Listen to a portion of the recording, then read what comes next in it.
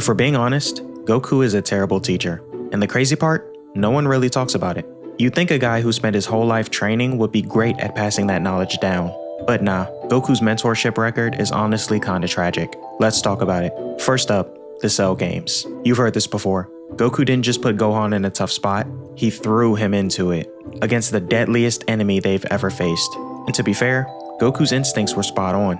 Gohan did have the power to defeat Cell, but that doesn't mean it wasn't reckless. If Android 16 hadn't sacrificed himself first, if he hadn't pushed Gohan to finally snap, who knows how things would have played out. Goku gambled the fate of the entire world on a moment he hoped would happen. He didn't train Gohan to control that power. He didn't have a backup plan if things went wrong. He didn't even tell Gohan he had the power. He just believed really hard and said, "Good luck, kid." And it didn't stop there. Later, Goku encouraged Goten and Trunks to fuse, which sounds smart until you realize he pushed two literal children into taking responsibility for Earth's survival.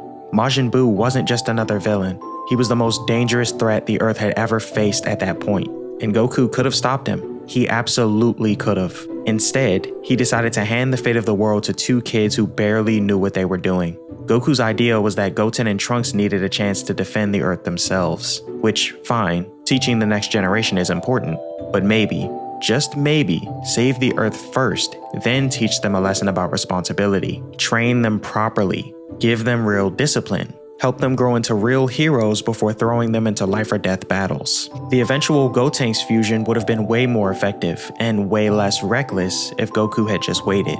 Then there's Oob. At the end of Dragon Ball Z, Goku mentions he wants Oob to become strong enough to protect the Earth when he's gone. But if we're being real, Goku mainly just wanted someone strong to fight.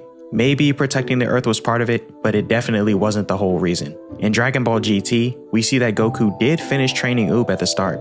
He didn't just abandon the kid.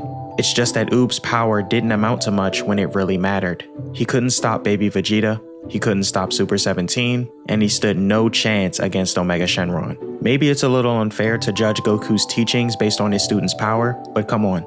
No matter how you look at it, Oob didn't live up to Goku's legacy.